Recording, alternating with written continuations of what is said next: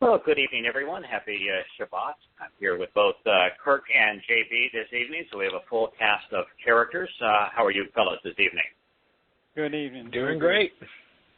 Good. Well, I appreciate you guys standing in for me last week, and I am now particularly pleased to be able to pick up a couple weeks ago. And I'm sure you recognize that 2 weeks ago we were talking about something that was really pretty extraordinary in terms of its implications vis-a-vis the Torah. You know, the two, let's just go the three most famous religions. Christianity, which is the biggest religion in the history of the world. Islam, which is the second biggest religion in terms of popularity in the history of the world. And the religion that's considered the mother of all religions, Judaism, all claim that they either have a New Testament, a new recital, Quran means recital, or an oral Torah, right? So they all claim they have a variation of the Torah, correct? Their own replacement of it, their own variation of it. Those are the big three religions. Yes. So this statement from Shemot names Exodus 12:49 destroys the world's three best-known religions. It says one Torah, not two. You can't have a Torah and an oral law Talmud, can you? No. One Torah. No. You can't have an Old Testament and New Testament, can you?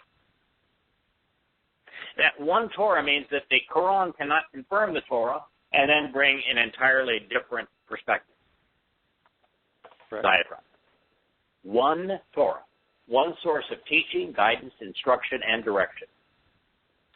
As we have learned, Torah is not a derivative of any Hebrew word for law. There's nothing associated even remotely with law in the etymology of Torah. Torah is from the verb yara. Not my opinion. I did not come to the opinion or independently come even to the conclusion that Torah was based upon yara. Yahweh very precisely produces the concept of his Torah, telling us that it is based upon the verb yara. So Torah is based upon yara, and yara means the source from which teaching, guidance, direction, and instruction flow. So that's what Torah means. Mm-hmm. So one Torah, one source of teaching, one source of guidance. You can't have a Quran, you can't have a Talmud, you can't have a New Testament. One source of teaching. Echad means one. Echad is not one of many. Echad is single, sole, solitary, explicit. One Torah has, does, and shall actually exist. Actually and always exists. Haya. Was, is, and always shall be. On behalf of the native-born person, Ha-Ezra. The one who is naturally born from Zarak. One who is alert, I just love this. One who is alert, comes out, rises up, and shines. And the individual from a different ethnicity. Ger. Who as a guest considers the implications while gathering together and dwelling within your midst. Now, what's interesting here is two things. One is that, beyond just the thing we've already highlighted, one Torah, one source of teaching from God. You can't have a Quran, you can't have a Talmud, you can't have a Mishnah, you can't have a New Testament. All those things are completely eliminated from the possibility of being from God. One source of teaching. One fell swoop. But I like this. Go ahead. I said they're all eliminated in one fell swoop. Correct. Now, what I like that verse right there. Right. There's a distinction here, and the distinction is is explained as it relates to the second type of people. So the Torah exists for two people: the native born, that is, someone who is naturally born because they were alert as part of Yisrael. But the other group of people that this Torah applies to is not just someone from a different ethnicity, because that would be 99.99% of the people of the world. Mm-hmm. It only is a benefit to those of a different ethnicity who decide as a guest to gather together and dwell within the midst of Israel. Now, that doesn't mean physically. We're not talking about geography. No. We're not talking about ethnicity.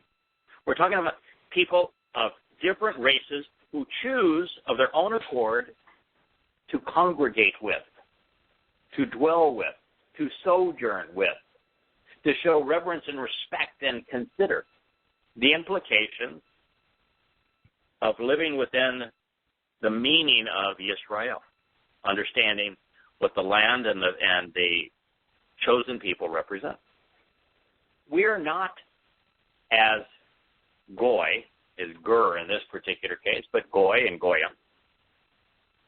The Torah doesn't apply to us just as goy, or goyim, the plural, unless we have chosen to be part of Yisrael, of what it means to be Yisrael, be part of the family. The covenant was created for Yisrael. If we choose to be part of that family and dwell together as part of that family, then it applies to us. So the Torah really only applies to those people who choose to be part of the covenant, right, and to associate with what it means to be Israel. That's the way it should be, isn't it? Mm-hmm. Yeah. You know what I don't see? Everybody comes with the fact that on Bakudim, I speak of Bakudim as being adopted into the family. Mm-hmm. And this is what I think he's talking about here. Yisrael is naturally born. Those of us who are goy that use the Torah to find how we are being invited into and how we can accept the terms and conditions of the covenant, we're adopted. We are invited guests. You know, I've got to close on a boat here down in South Florida early next week, and I'm naming her Kara, which means to be an invited guest, to be welcome, to be invited, and to be welcome. That's what is being said here. We're being invited into an existing family. I want to ask y'all a question. I'm sorry. Go ahead. No, go ahead. I want to ask y'all a question. What I don't see in here is the Christian concept of an outreach program to the world. When you read, correct. When did that concept come along? Is that a Pauline concept? Because you really have to find your way to the Torah to become part of Israel. That doesn't mean that we all didn't come there because somebody didn't say something, or teach. Yeah, there's a line between that, as go out into all of the world. But understand that what he's asking us to do is to tell the world, reveal his testimony to the world, Yahweh's testimony to the world. That's what we're doing. Yeah. So, we just celebrated Towrah, and the purpose of Towrah is to proclaim the message to the world, to all those who are willing to listen. But you're not drawing them to a church, something that is separate from Israel. You're not drawing them to a nationality or to patriotism. You're drawing them into Israel. And the whole concept of Islam and of Christianity is to draw people into their own construct. And what instead this is saying is that you're invited as a guest within Yisrael. Mm-hmm. So yeah, it's an extremely important concept to know what's at stake here. We're being grafted into an existing tree. We're being adopted into an existing family. There aren't two families. No. There aren't two trees. There aren't two countries. There are not two ethnicities. We are being invited and welcomed to join the covenant family. But this does not give any room for the Vatican or Washington, D.C., or for Mecca. Or the Rambam and his group of rabbis. But remember how many people we had that kind of went off the deep end in their conspiracy stuff and became anti-Semitic? Yes. Mm-hmm. But there ain't no room for anti-Semitism here, is there? No. You can't be opposed to Yisrael here. Not and be part of God's family. Torah does not apply to you if you are. The next things that I want to share is since God has now told us two things. One is he's told us that he shared his Torah with Abraham. And number two, that there's only one Torah for everyone. Let's consider what LT has to say about Torah, because we ended our program 2 weeks ago with Marshall word pictures, Proverbs 4:2. So let's reprise 4:1 and then move on. Okay. You all should choose to actually listen. Shama. Of your own free will, all should genuinely elect to literally pay attention and hear this. You know, it's amazing here. This is the Shama in the call imperative. The imperative is an expression of second-person volition. And yet you'll have English translations that say, you must obey. Uh-huh. But the imperative is an expression of second-person volition. Obey and free will are opposite concepts. Just the mood to which the verb was scribed destroys the concept of obey. Mm-hmm. Mind you, of course, Shama only means two things. Well, there's two words in Hebrew. Listen and hear are the two words in English that can be used to translate Shama. But that's the only two. And then you have to express the influence of the call stem, which is setting up a literal, genuine relationship between subject and object, and the imperative, which is being expressed under the auspices of free will. So you should choose to actually listen of your own free will. That's the thing. People don't understand. Even in English, there are two ways to interpret the word imperative. When I say it is imperative that you do something, there are two ways you can interpret it. One is it is something you must do or you will be punished. That's the command and control military mindset. It is imperative that you follow your orders or you will be punished. But the other idea behind imperative is it is something you must do, because it is, that's the thing with imperative. It is something that has to be done, but it has to be done if you want to bring about a particular result. It is imperative that you listen to me and do this if you want these things to happen. And that's the way Yahweh uses it almost exclusively. It is something that you must do. You can't just ignore it. But it's not you have to do out of fear of punishment. You have to do if you want to benefit from these results that I'm going to tell you about. Yeah, I've never really thought of it that way. That's an interesting perspective, JB, is that while it's called the imperative, and imperative has connotations to it that would be the antithesis of free will, you can actually blend the two things together to get a more complete understanding. But keep in mind that 100% of the moods in Hebrew express volition. There is no mood. Hebrew has 10 conjugations and moods. So there's only 3 aspects of grammar. Because there's no past and present tense. There are no tenses relative to time. There are conjugations which say ongoing action that has unfolding consequences throughout time. and completed action, whether it's past or the future, that is complete and total in its activity. Those are the conjugations, only 2 of them, and there's about 15 different stems, but the stems all establish a relationship between the speaker and those being spoken to. This one was the call stem, which conveys this is a genuine relationship that should be interpreted literally, and an actual connotation ought to be derived from what is being said. Don't interpret this figuratively. Interpret it literally. So that's what the call stem says. The imperative mood, though, is primarily and fundamentally an expression of free will. But there are a number of ways to express choice, free will in Hebrew.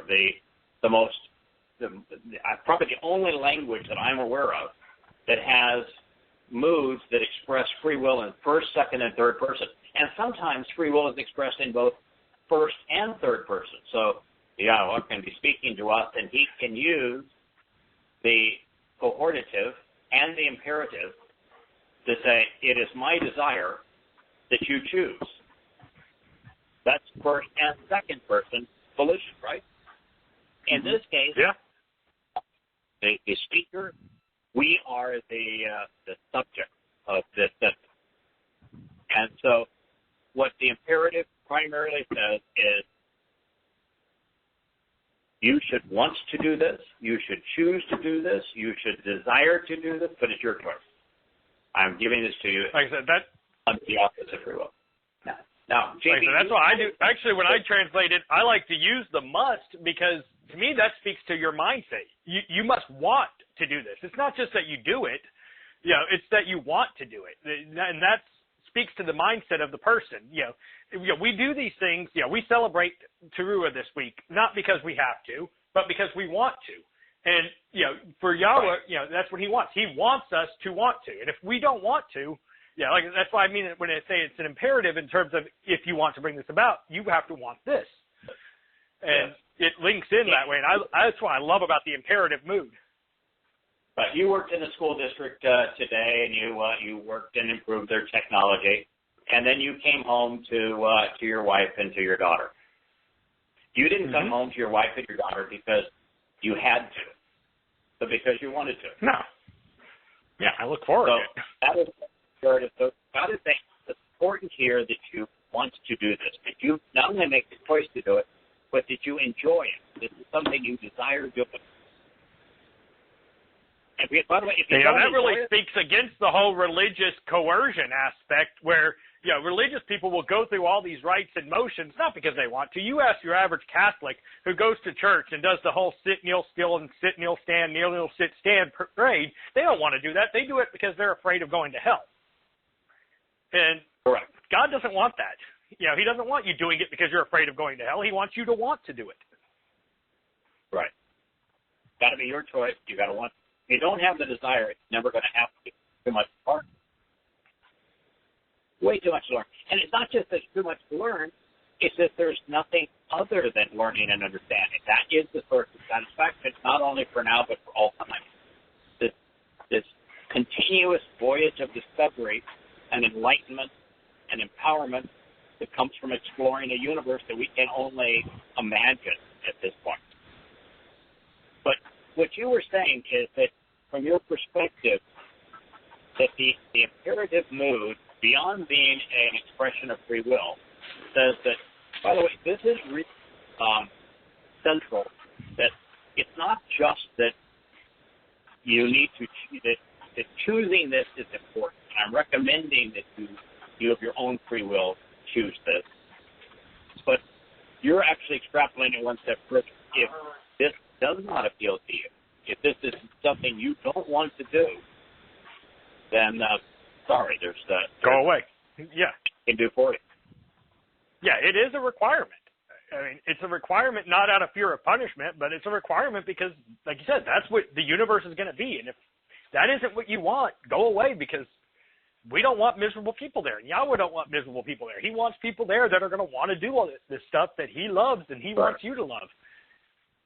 Yeah, that's one of the reasons I constantly say that the reality is that we're returning to the conditions that were experienced in Eden, which is where there was a constant spirit of dialogue and of enlightenment, this grand adventure and journey through space and time and life. And that if that's what you want, then you're going to find eternity and being part of God's family to be rewarding. If that's not what you want, then you're going to hate it there. And the last thing we want is to be surrounded by people who are not desirous of listening, of exploring, of observing, of learning, of understanding, of growing, of exploring. So this invitation is, yes, you should choose to listen. But by the way, if you choose not to listen, there's nothing I can do for you. It is a requirement, listening. And then it says children. And the fact that it says children is also important because all of these mashal, word pictures, problems, 100% of them are written father and mother to sons and daughters. 100% of the perspective, all of it is written as mother, father to son and daughter. Mm-hmm. So by reading them, and I think the preponderance of them were written by David, by conveying this instruction from parents to child, God is communicating to us in the only way that he actually wants to relate to us.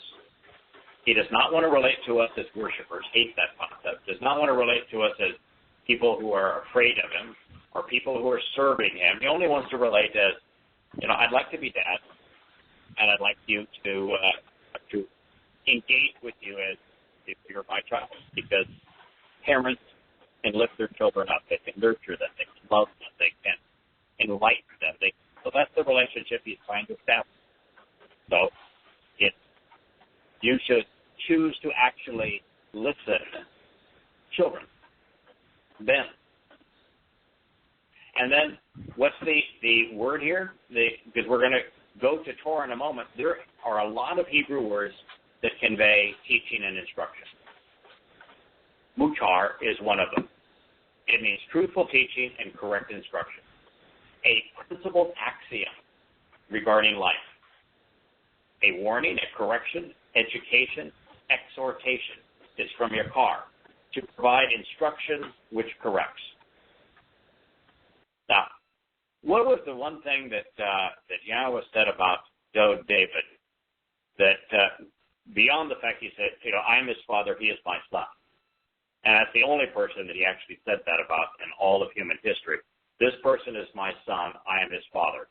What did he say to Dode and about Dode that was particularly enlightening to us in terms of our understanding? And that he loved him? He was beloved? That he was right. That's it. He said he was upright. He was right. Sadak, yes. He was right. He didn't say he was good. He said he was right. So what does Mukar mean? Truthful teaching and correct instruction. So if you want to be right, you have to have correct instruction. Instruction which corrects our thinking. That's the single most important thing God can do for us, is give us guidance and instruction that corrects our thinking, so that our thinking is correct and it is right, because that's the only thing that matters in the end. So this is truthful teaching and correct instruction. Of whom? Of Yahweh. Of the Father. Yeah, of the Father. Father-son, mother-daughter relationships pick up. And of your own volition, pay attention. Kashab. Kashab is sort of like shamar, in the sense that shamar means to closely examine and carefully consider. But Kashab doesn't carry the observe aspect of it, because he's just asked us to listen. Mm-hmm. So it means to pay attention to what you've just heard. I've extrapolated based upon the lexicon on Shama, and says, it means to listen and to hear and to pay attention. But In this particular case, God's not being redundant. He's not being verbose. He's using kashab to say, listen, pay attention. Not just listen. Don't let it go in one ear out the other. Pay attention to what you're hearing. Process what you're hearing. Consider it. Accept the information. Respond to it. And in this particular case, it was the hip imperative. So again, imperative, an expression of second person volition. Yes, our choice. But then it was written in the hippal stem. In the hippal stem, the subject, who is the Father, empowers and enables the object, you and me, his children, such that we can engage in the process as if we were like him, so long as we choose this course of action.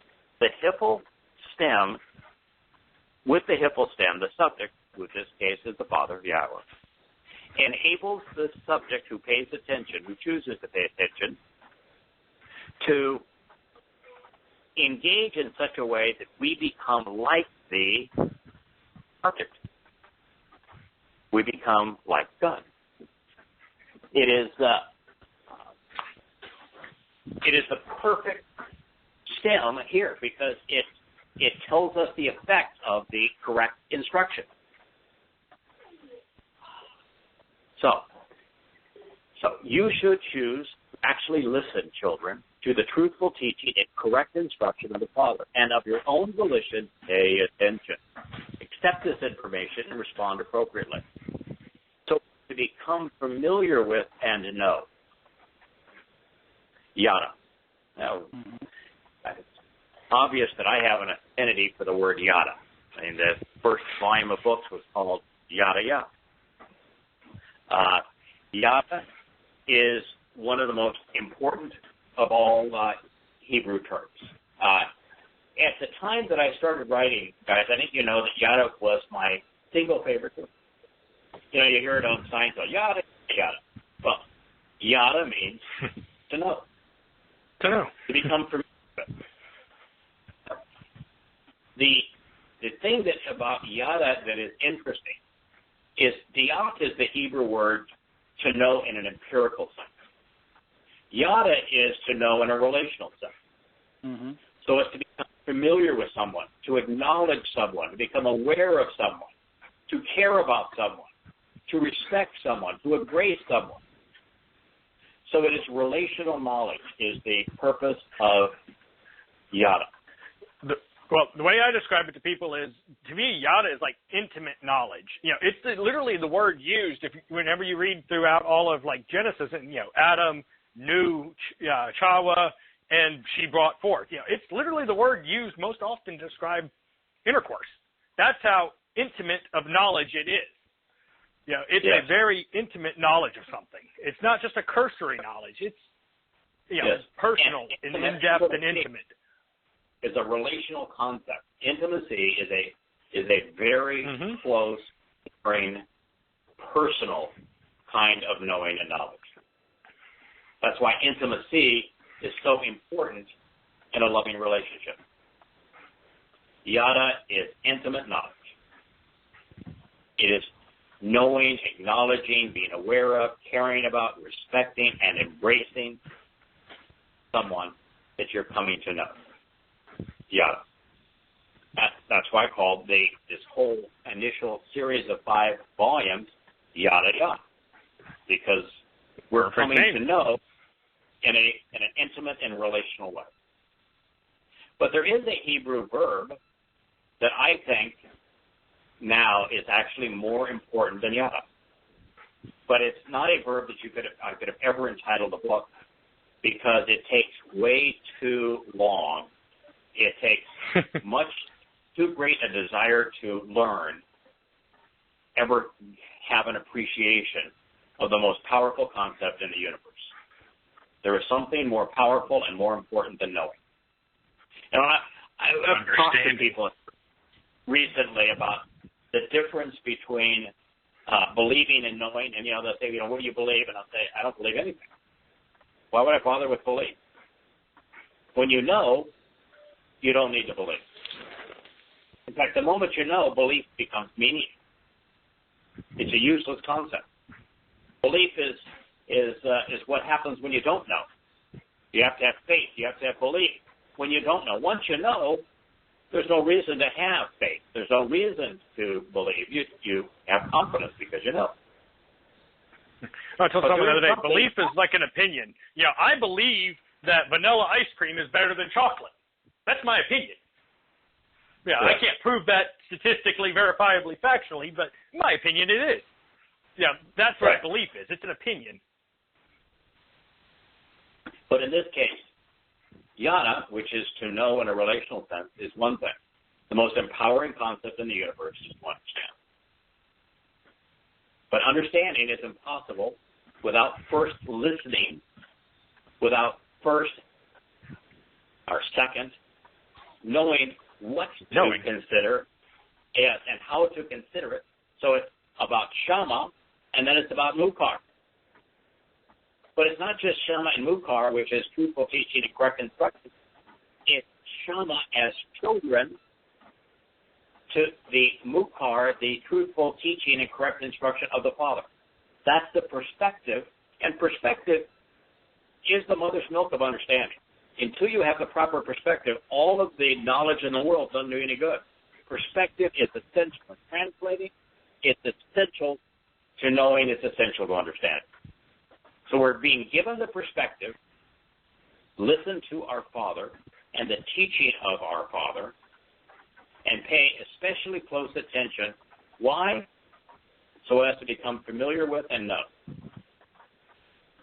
But that's not the end of it. There's a verb that follows it that's more powerful than knowing. The single most powerful thing that we can benefit from in the universe. I suspect it is the single most powerful thing, not only in the universe as we know it in 3.5 dimensions. I suspect Benah is the most powerful, the most enriching, the most enlightening, the most empowering concept, even in 7 dimensions. Because it means... I can't think of anything that could ever replace it. Yes, to understand. I've shared this so many times before, and I said, I don't want to do radio on these books because there will be people who listen that will know more than I do, and I might say something or not be able to properly explain or defend something if challenged by someone who knows more than I do. And I didn't want to embarrass the source of these words, the God for whom I was translating these words and trying to explain these words. And so it always made me nervous because I realized I was Moshe. I was the mumbler. And so it made me nervous. I realized that I'm not going to be pronouncing all of the Hebrew terms correctly, and that there'll be lots of people that know Hebrew a lot better than I do. There'll be people that will be more familiar with the full stories and the text of the Torah, prophets, and Psalms that I am. And so I was concerned that I would be embarrassed and embarrassing me. By being embarrassed, I might bring discredit to my Father's message. Yes, and his message. And then it wasn't within days of beginning that I realized, why am I worried about this? Because I've been given through devotion to it, through my desire to learn, I've been given something that now, it's 1 in a million people possess.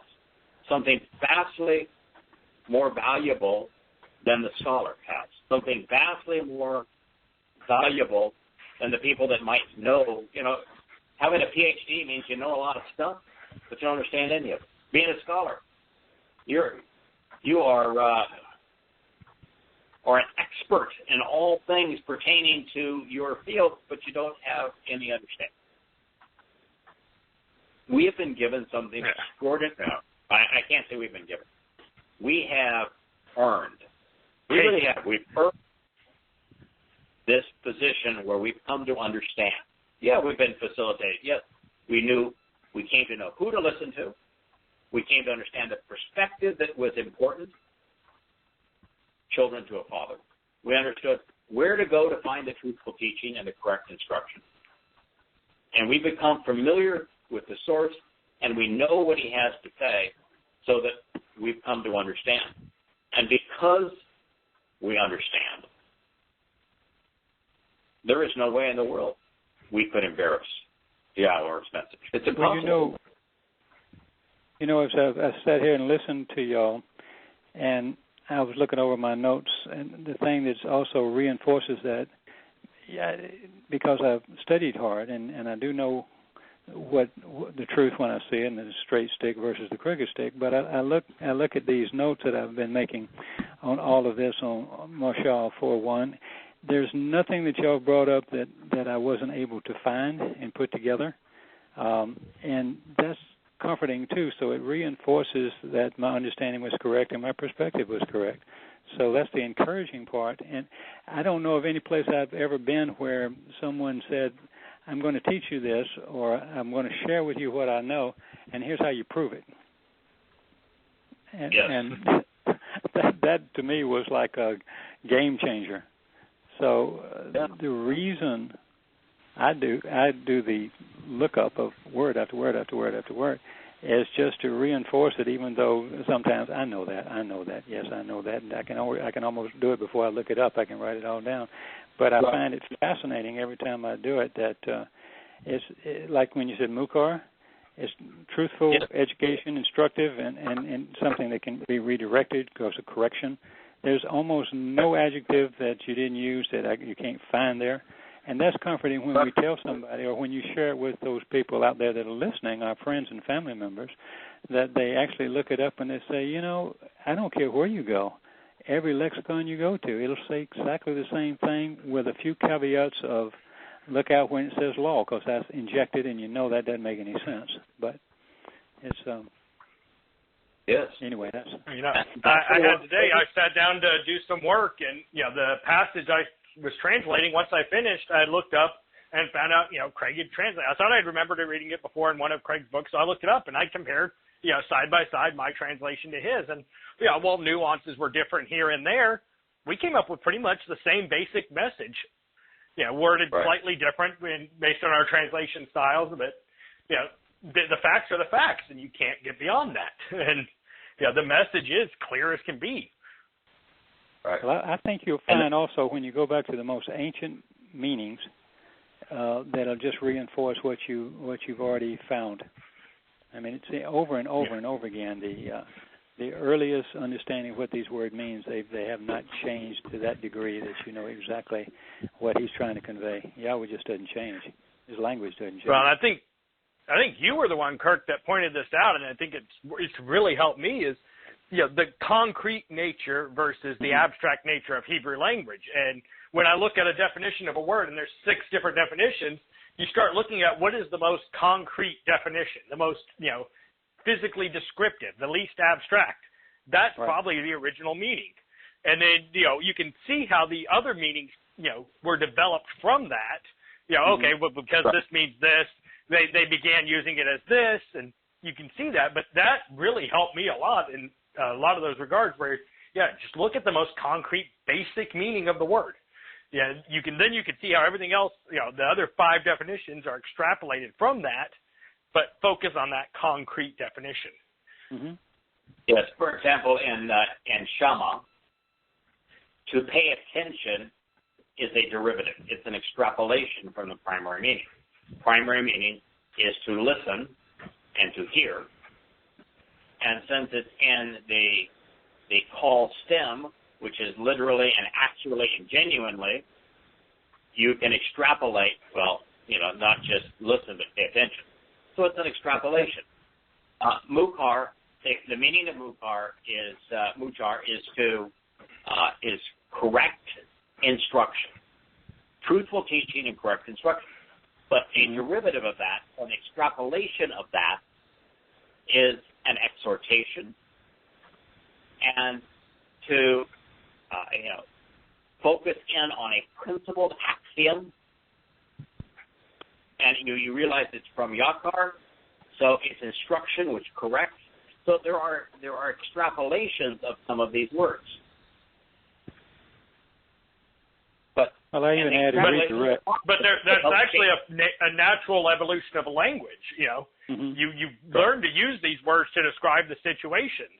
But it's like, I love Kirk's point though about, you know, it was a very concrete language, whereas English is largely derived from Latin, which is a very abstract language. It's about emotions, feelings, not about concrete, realistic things.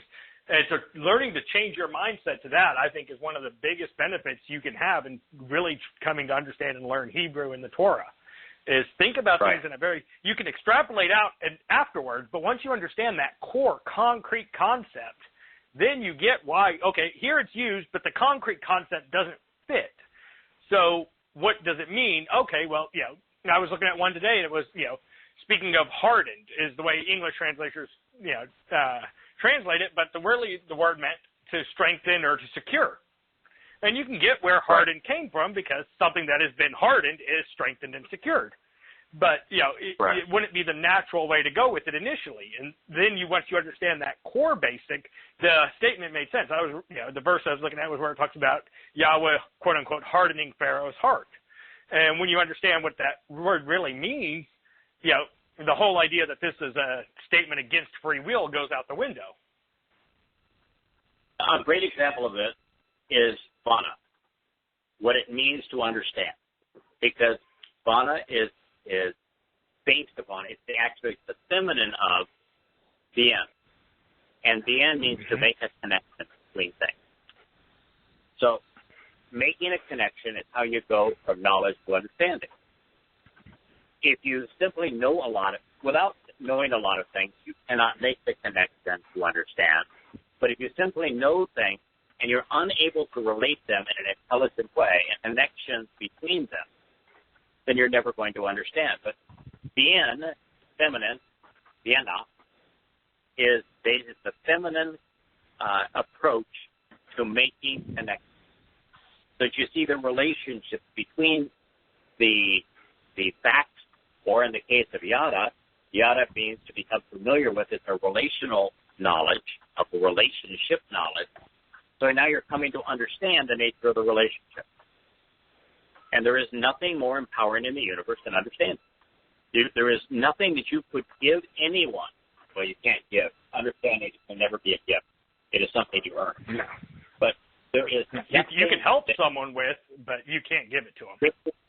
Empowering or uplifting or liberating than understanding. Understanding trumps all of the armies that have ever marched are trumped with understanding. All of the money that's ever been made is meaningless compared to understanding. Then is the great jewel of life, the purpose of life. And the fact that Bena is the feminine of the end, which means to make a connection, tells us how we transition from knowing to understanding by making these relationships and connections between things that work together. For example, we're talking about listening and then mukar, to instruction. Children and father, that's the perspective that we're being encouraged to use here. And then this transition from Yada to Bena, which is you start with knowing, first you start with listening, with mukar, to correct instruction, proper perspective, child to father, kasab, paying close attention, processing it, considering it, so as to Yada, to know, making the connections that ultimately leads to Bena, understanding. Now, why do you think that Bena was written in the feminine as opposed to just bien? Because of the Ruach Kodesh. I think helps us to understand. Her spirit is feminine. She is more responsible for us understanding than even the words by themselves of the Father. I think it's beyond that. Most of the Proverbs are kind of written from the perspective of the Ruach HaKodesh. Yeah. They are. Yeah, our spiritual mother. I think it goes one step beyond that.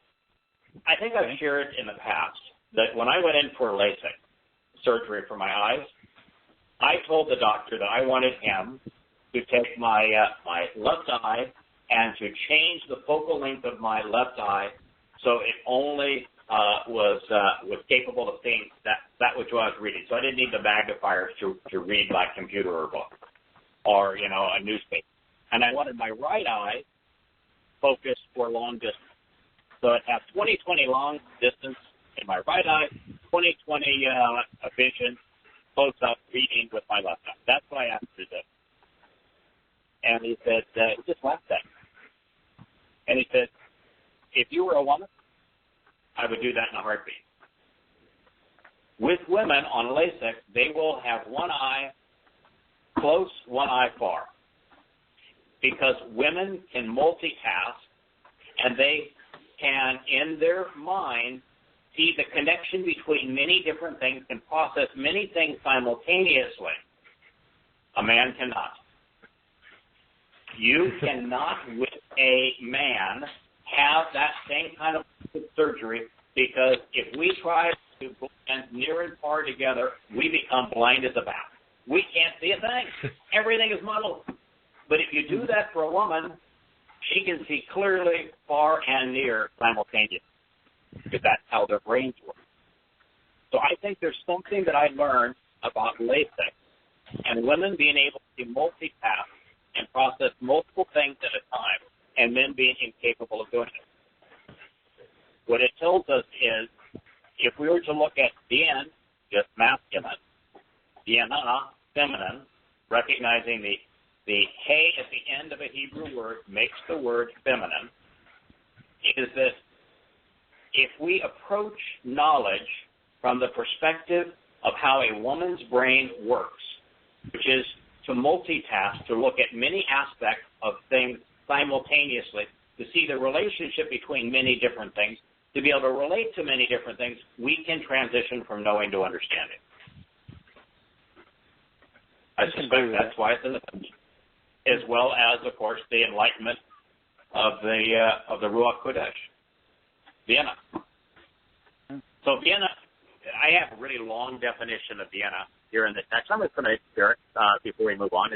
It's how to deduce the intended meaning from a given revelation and then respond appropriately to life situations, to recognize how to distinguish between right and wrong, to become discerning and discriminate by exercising good judgment, how to become perceptive and insightful through instruction, consideration, and contemplation so as to be intelligent. The capacity to separate fact from fiction, from being, to make connections between things, which lead to understanding. I had a conversation with someone about a week ago where I said, without hate, there is no love. Without right, there is no wrong. Without wrong, there is no right. Without good, there is no bad. Without bad, there is no good. That you have to have these contrasts to have things have meaning. Good is beneficial, for example, is understood in context of that which is counterproductive. So that is what is meant by Bena. Powerful concept, isn't it? Mm-hmm. Extremely. Yeah. So then, following that in 4:2. Now, as context is everything if you want to understand, and keep in mind here, the context is listen from the perspective of the child to your father for the correct instruction so that you know, making the proper connections so that you understand. That's the context. For indeed, this is important, trustworthy, and reliable. Good, beneficial, and valuable. So that which is productive, proper, favorable, functional, beneficial, pleasing, enjoyable, helpful, useful, appropriate. Hope is a spectacular word. For indeed, good, beneficial, and valuable teaching and instruction. Lakah. So we were just dealing with Mukar, correct instruction. And now we have a second Hebrew word for teaching and instruction. Lakah. persuasive words which are empowering and invoke change, information which provides insight, which lead to comprehension, powerful teaching and instruction, discourse that can be received in your hand, grasped hold of, and accepted. For indeed, good, beneficial, and valuable teaching and instruction. What is this? God speaking in first person as our Father to us as children, His children. I have given for you to approach. Nathan la ata. Nathan is primarily the Hebrew word for that. I have given. But you know, it also is the conveys, I have placed before you. I have offered to you. So I have given. And then la is a preposition which speaks of approaching, drawing near, coming close, making a connection between things so that you have the opportunity to be part of the approach. So, indeed, this is important, trustworthy, and reliable, moral, proper, favorable, and functional, beautiful and pleasing, teaching and instruction, empowering words, information which provides insight and leads to comprehension for you to approach. I have actually produced, provided, and bestowed. Well, what did He give us? Torah. And what does He say? What's the next word? My Torah. My Torah. Yeah, right. And in Hebrew, the next word is actually Torah because ani follows is attached to Torah. My Torah. Torah of mine. My source of teaching, guidance, direction, and instruction. Now, did He say the Jewish Talmud? No. Nope. Did He say the New Testament? Did He say that? He didn't even say the Jewish Torah, like Christians would call it. Oh, that Jewish Torah. Oh, Jewish Torah. Yeah. Right. His Torah. How many in Christianity will say that? Well, the Torah was for the Jews. Well, it doesn't say the Jewish Torah here. But Nope. It's first the speaker here is God, and He says, "Ani, my, me, myself, and I, my Torah, my source of teaching, guidance, direction, and instruction, my written and confirming way of treating people, giving you the means to explore, to seek, to find, and to choose Yahweh, the source from which instruction, teaching, guidance, and direction flow, has been poured out to you, which is told, beneficial, facilitating your restoration and return, even your response and reply to that which is pleasing, joyful, beneficial, and healing. You should never forsake, neglect, or reject. Well, now when Yosha made the statement, and as you guys covered it, and that's recorded in Yahowah 5-7, do not think that I came to annul, do away with, forsake, neglect, or reject the Torah. Pretty sure that would have been Azab. Mm-hmm. Yeah, he was at Azab. And guess what verb is here? Azab. That's the verb he used. You think he was paraphrasing this? Yeah. Of course. Yeah, in fact, in Hebrew, the subject-object, subject-verb-object can be reversed from English and can be reversed from what is in Greek. So, do not think that I came to neglect or reject the Torah.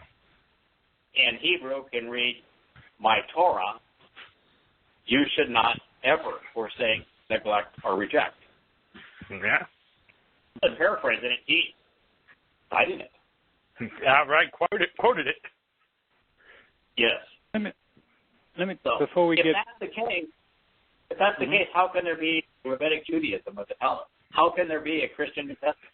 How can there be a calling letter from God?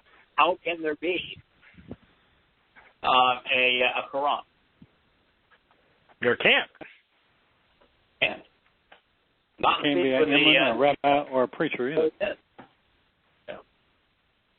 Let me ask you one little thing, or add one little thing to Laquaq, because this struck me as how rich the words are in this sentence. When y'all just said Laquaq is learning and teaching and insight and persuasiveness, yes. perhaps. The earliest meaning is, I found, quite interesting. It also includes gathering. It says to receive what is given, to gain possession of, to take, and you said this too, to take the instruction or to take hold of this. And all of that we gather, especially this week, it was rather close to home because we're going through some Moed Mikros at the present time. So it's not only learning and teaching and insight, but it's insight.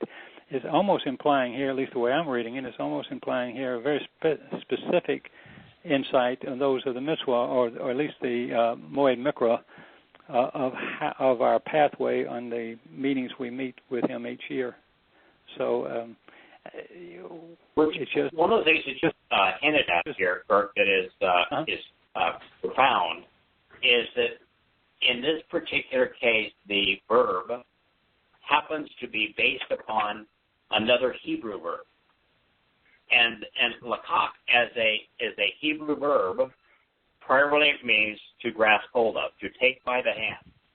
Right. So in other words, what we are benefiting from, this teaching we're benefiting from, we can grasp hold of in our hands. We can take possession of. So it's teaching that can be grasped hold of. The Torah is teaching that we can grasp hold of, right? Right. Uh-huh. So, especially when you juxtapose that to the oral Torah of the rabbis, or the recitals of the Quran. Yeah. Now the other thing, what we have of the Talmud is all word by word passed down. Supposedly, this oral Torah, the same thing. The Quran was just recitals that were passed down word to mouth. There wasn't something you could take and grasp hold of for most of its existence. Well, maybe not correct. most of its existence at this point, but for the larger, the beginning of its existence at least. When David wrote his Psalm, and when he wrote his Proverbs, how were they written? Is there an English word that would describe the relationship of these words to the music to which they were set? Oh, the song. Poetry. Yeah, poetry. Yes, poetry and lyrics, poetic lyrics. Song and verse, lyrical. But music. The advantage lyrics of were put to music is that with poetry there's two types of poetry, or three types of poetry. Poetry that is rhythm, there's poetry that is rhyme, and there's Hebrew poetry which is written as couplets, where the same thing is said using different words that help you better understand what is being conveyed, because the same thing is being said just using different words. The reason I bring that up, we're reading a mashal written by Dode, so these are lyrics in the Hebrew style of poetry. Now, why is that important here? Well, the first sentence is, "For indeed good, beneficial, and valuable teaching and instruction I have given for you to approach." That's the first part of the couplet. My Torah, my source of teaching, guidance, direction, and instruction, you should never forsake, neglect, or reject. So, what do we have here? What we have is a couplet that affirms that Torah is teaching and guidance, doesn't it? Yeah. Yeah. Very good. So, same concept in different words. Same exact. Love that about Hebrew poetry. It just it's great for explaining things in a poetic way. I love that. Just explain it this way and explain the same thing in a different way. Right. Leave it to Yahweh's language to be perfect for that. So the first one is, the source of teaching is beneficial, it's beautiful, it's pleasing, it's productive, and that's why I have given you this instruction. The second is, now that I have given you beneficial and favorable and valuable and good instruction, Don't neglect it. Don't ignore it. Don't ignore it. Don't dissolve. Don't forsake it. Don't reject it. And yet it's only good if you understand it. The two most popular religions in the history of the world have both done just that. They've neglected it and rejected it. And what's so stunning is the first public statement that Yahusha made. He said, don't do that.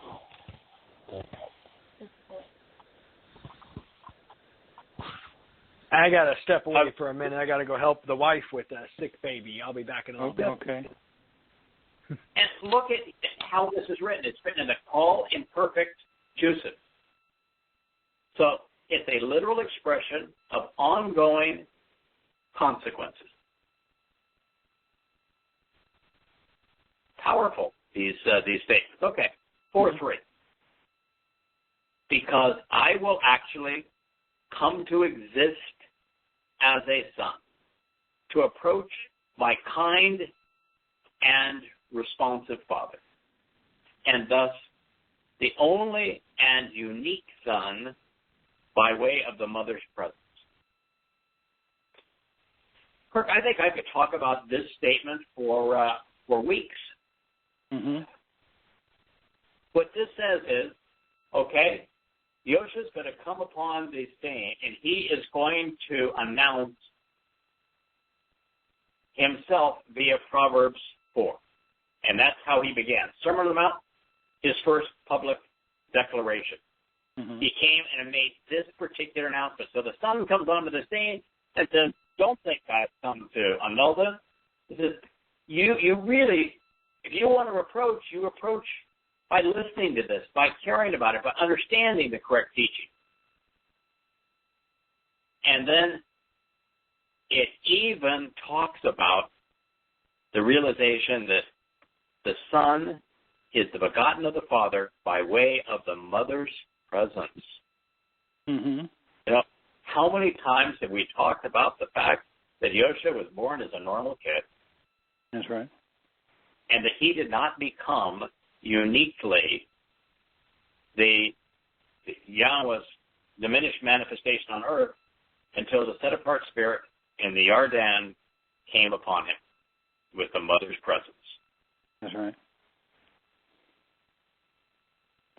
You know, Yachad, or Yachid or Yachad, in there is also, when I was looking it up, it became a solitary, to unite together, to put together, to form a single unit, a family unit of father, mother, child, which is what we've always been, or what you've always been saying, and I've joined the choir of all-encompassing of representative of Yahweh, and that's, he has to separate himself, obviously, to come into the world, but he promised Moshe he was going to send a human being, or choose a human being, and Yahusha became that, and then he empowered him when it was time for him to go and tell the story and become the Passover lamb. So it's every word. Saying, when you realize what this just flowed out of, it tells you that the Son, Yahusha, is a living manifestation of this message. That by listening to him, you're listening to God. That by listening to him, you're getting correct teaching. Right. That he's the living embodiment of the Torah. Right? The transition between the two reveals that he is the living manifestation of the Torah by way of the Father and the Son. And then he explains what it means to be a child of God. Representing the Father as a son by way of the set-apart Spirit, our mother. So that is such a perfect explanation. And I want to conclude with this, and we'll pick up beyond that in another program. Because if there is a purpose of Yahusha's life beyond fulfilling Pesach, Matzah, Bokurim, and Shavua, which are essential to us being part of God's family, us becoming immortal and perfected and adopted, and then enriched and empowered, is that what he provided is a tangible guidance for us, tangible teaching that is becomes physically manifest. And so this says, and so he will teach and guide me. So Yosha is saying that Yahweh's instruction will teach and guide him. And by saying that, then we're told that he is, what that means is that we will be taught and guided by the relationship of son to father. Mm-hmm. Just as we are taught and guided by the relationship of Dode, son to father. He is the embodiment of God's teaching and guidance, which is just what's so odd about, of course, Christianity. They want to create a religion that's opposed to the Torah when Yosha was, in fact, Torah observant. Yeah. So how do you create a religion based on someone who is Torah observant by rejecting the Torah? You obviously don't look at it. No. My through this whole last few weeks, my looking at, I've become so disgusted by people who go to seminary and study these things and pick up these books or supposedly pick up these books. I know they don't always. We had a family friend. She bought a theological workbook, and it was from a seminary student, and he had never opened it. He had gotten through seminary and never even opened it up. And that's why she got it so cheap. It was brand new, she said. That was Mary. And what are they, I wrote down several times my little corner columns. I said, what do these people read? What lexicon, do they not show them how to use the lexicon? How do you ever think about Yosha and not want to know what it would have said in Hebrew? And in most of the columns of the old Bibles, it would say, this is connected to this verse and Isaiah, or this is verse and such, and you go to it, and it's almost verbatim. And we did some of that last week. We looked at the things that were verbatim in both the Greek as translations as well as those in the Hebrew. And it's like, what is wrong with these people? And I mean, it's a rhetorical question at this point. I mean, we know they have an agenda, and they're trained to do what they're doing, and they're just brain dead, or they're all part of the organization, or whatever. But I don't have any feelings of warm and fuzzy feelings at all about these people anymore. I mean, it's just I don't care how nice they are or how good they are to the mama and their dogs. They're just it's terrible. Because they represent Yahweh. In this particular case, the speaker now is the Son. Uh-huh. And we have so many examples of the Son talking to the Father. Well, here is the Son listening to the Father.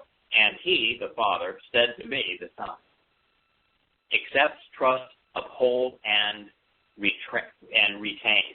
This is Tamak. Please receive, take, grasp hold of, and embrace. Call him perfect Joseph. My words. He is the living embodiment of the word of Yahweh. My words, my statements, my message upon your heart and facilitate good judgment, Leb. Focus upon and literally observe what is Shamar. Yosha is Torah observant. He's a living manifestation of the word of Yah, and he is Torah observant regarding my instruction as it relates to the terms and conditions of the relationship agreement, mitzvah, and live forever. Eternal life by Yah. Be restored to life. How do you ignore that comment? Mitzvah, Shamar. Yeah. Torah, Mashal word pictures 4:4.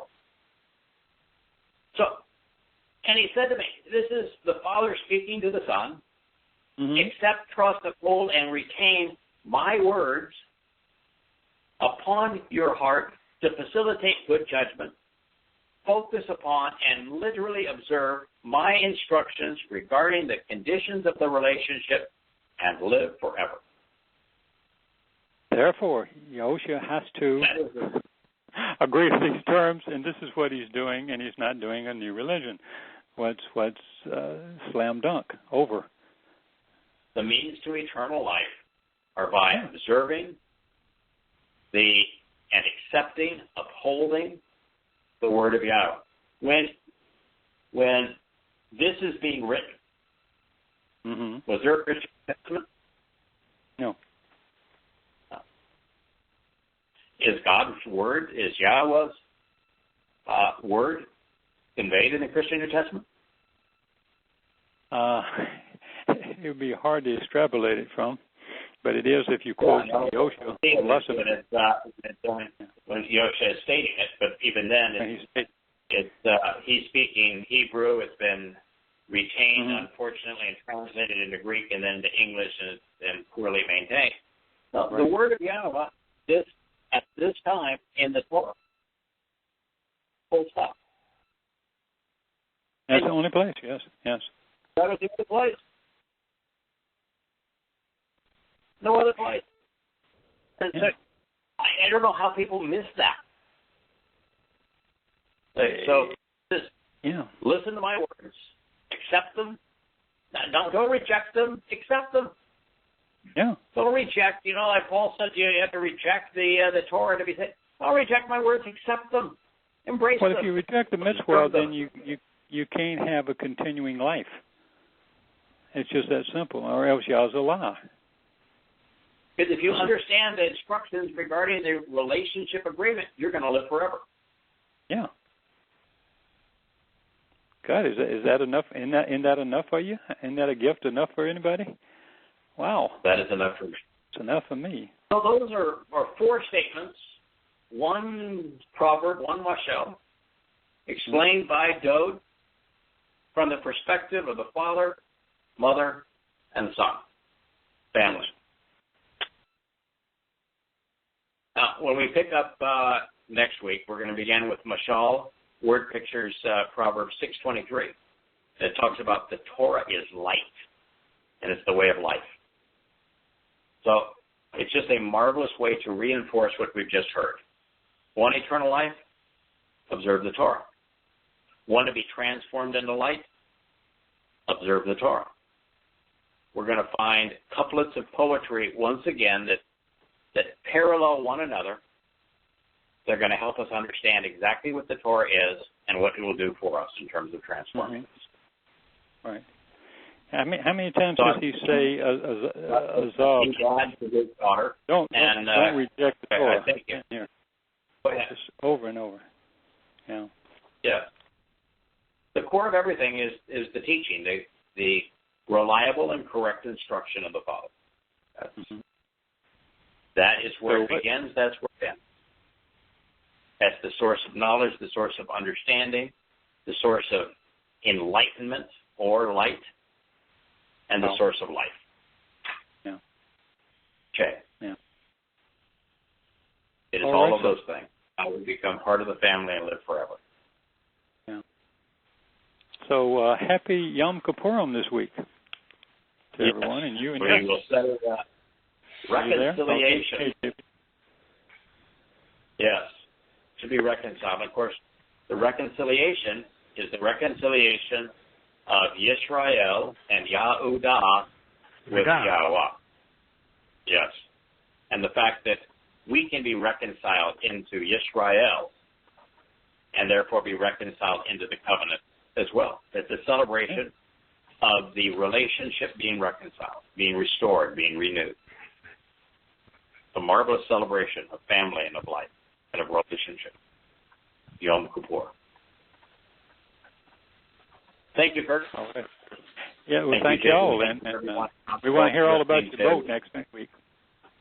Yeah, live and. Sorry, I had to step away. We got a baby girl dealing with a small case. We got it early on, but she got a little pink eye, so we're having to give her eye drops, and she wants Daddy to hold her while Mommy does it. So I got to go help out with that.